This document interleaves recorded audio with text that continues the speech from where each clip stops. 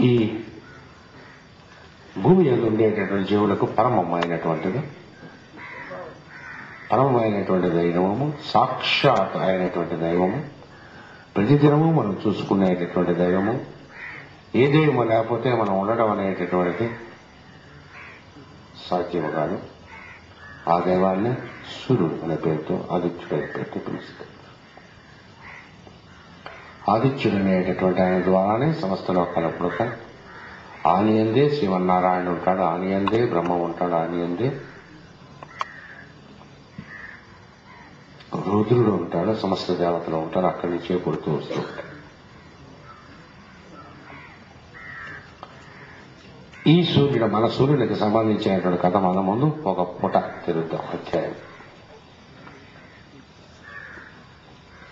మనకు ఎలాగైతే పుట్టుక మరణము, జనము, మరణము అలాగే ఉంటాయి, మన సూర్యుడికి కూడా అలాగే పుట్టుక మళ్ళీ గిట్టుట ఉండదు, కలిసిపోవటం, లయం అవడం అనేటువంటి ఉంటుంది. దాన్ని ప్రళయం అనే పేరుతో పిలుస్తున్నట్టే ఎక్కడి నుంచి వచ్చాడో ఆ బ్యాక్గ్రౌండ్లోకి వెళ్ళిపోతాడు. వీటికి సంబంధించినటువంటివి ఏవైనా లెక్కలు మనకున్నాయంటే పురాణముల యందు, పంచాంగములందు ఇవ్వబడినటువంటి ఏవైతే యుగములు, మన్వంతరములు, వీటి యొక్క లెక్కలు ఉన్నాయో అవి మన సూర్యునికి సంబంధించినటువంటి జనములకు, ఆయన యొక్క వయస్సులకు సంబంధించిన కథలన్నీ కూడా క్లియర్ కట్ గా, ఏమాత్రమూ కన్ఫ్యూజన్ లేకుండా, గెస్ వర్క్ లేకుండా క్లియర్ గా, నిర్దిష్టంగా మనకి పురాణం లేదు లభ్యమవుతాయి. ఈ సూర్యుడు ఆకాశం నందు ఉండేటటువంటి, ఆకాశం నందు లీనమై ఉంటాడు. ఆ లీనమైనటువంటి సూర్యుడు ఆయన యొక్క సమయం వచ్చినప్పుడు ఆకాశం నుండి ఒక కోణముగా పై వ్యక్తమవుతాడు. ఈ వ్యక్తమైనటువంటి సూర్యుడు ఒక మంత్రమును జపం చేస్తాడు.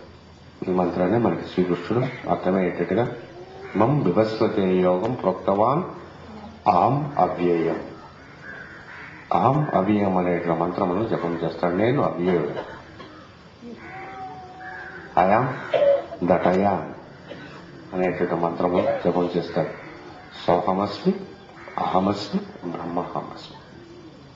పరమ పవిత్రమైనటువంటి మంత్రములు. ఈ మంత్రం అని చెప్తే పైనుంచి మనకి కిందకి తీసుకుని రాబడతా. ఈ మంత్రం నిరంతరము మన సూర్యుడు జపం చేస్తూ ఉంటాడు. జపం చేసినప్పుడు ఆయన బ్యాక్గ్రౌండ్ నుంచి ముందుకు వస్తాడు. ఇప్పుడు మనకి సూర్యుడు కనిపించేటువంటి సూర్యుడు భౌతిక లోకమనందు ఉండేటటువంటి సూర్యుడి యొక్క బింబము. ఈ వెనక ముగ్గురు సూర్యులు ఉంటారు. ఆ ముగ్గురు సూర్యుల్లో మనకి బాగా అందుకు వచ్చేటటువంటి సూర్యుని, ఈ సూర్యుని భౌతికమైనటువంటి వివస్వంతుడు అనే పేరుతో పిలుస్తారు. ఈ సూర్యునికి వెనక ఉండేటటువంటి సూర్యుడిని సవితృ మండల మధ్యవర్తి అంటాం.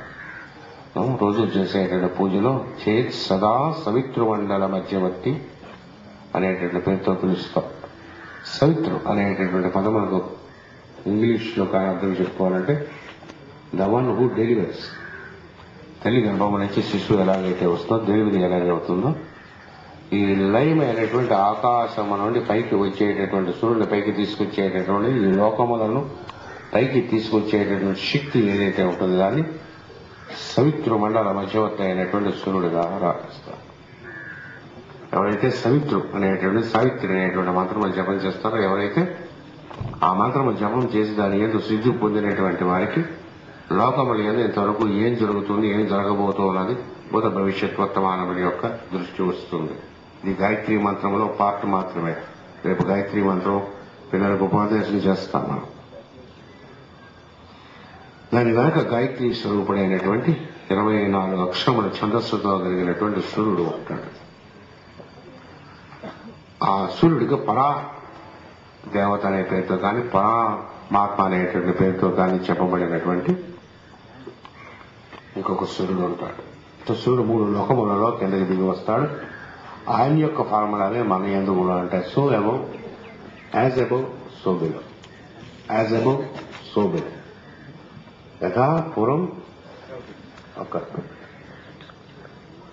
సూర్యుడికి ఏ జబ్బు ఉంటుందో మనకి ఆ జబ్బులు ఉంటాయి.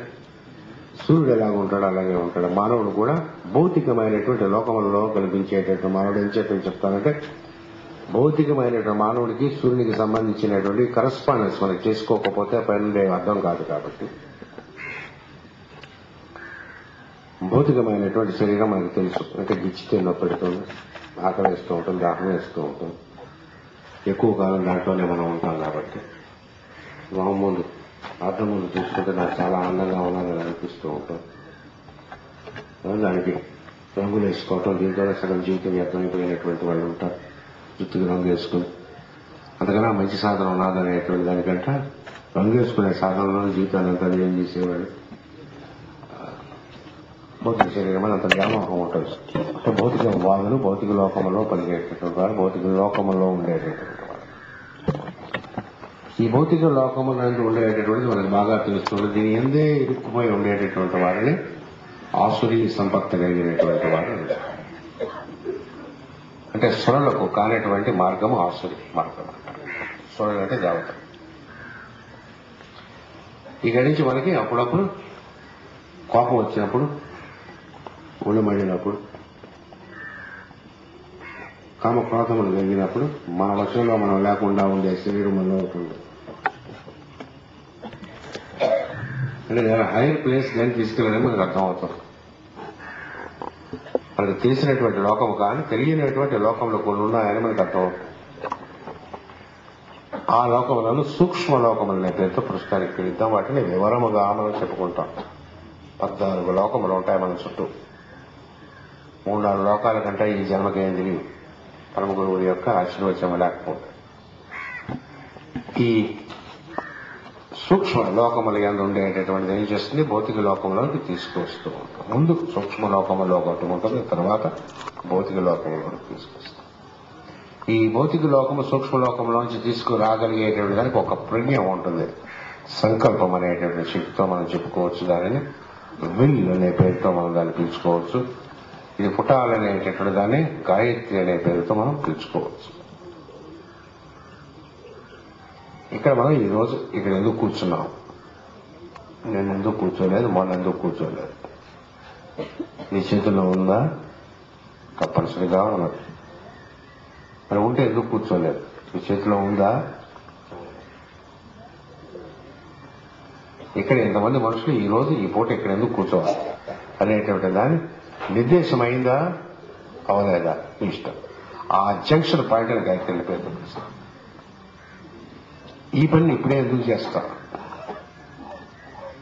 సో గాయత్రి స్వరూపమైన దానికి పరమమైనటువంటి ఇంకొక తత్వం ఉంటుంది. ఆ తత్వం నుంచి సృష్టి జరుగుతుంటుంది. మనం దాన్ని ఆత్మ అనేటటువంటి పేరుతో మనం పిలుస్తాం. ఆత్మ అంటే నేను అని అర్థం.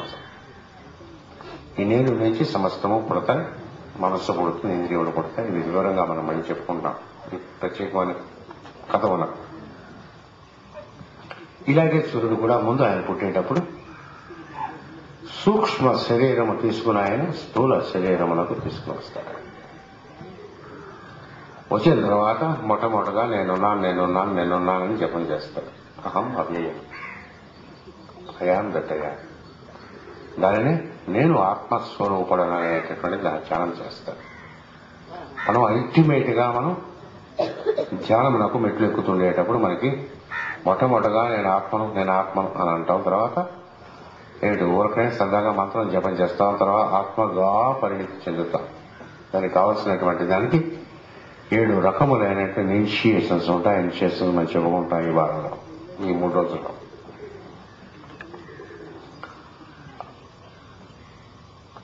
ఆ ఆధ్యాత్మిక లోకము నుంచి భౌతిక లోకంలోనికి మన సూర్యుడు దిగి వస్తాడు. ఈ భౌతికముగా కనిపించే సూర్యుడే మీకు పొద్దున్న లేవస్తూనే ఉదయించేటటువంటి సూర్యుడు. ఈ సూర్యుడికి కొంత వయస్సు రాగానే మగాడికి మీసాలు గడ్డాలు వచ్చినట్టుగా ఆ వయస్సు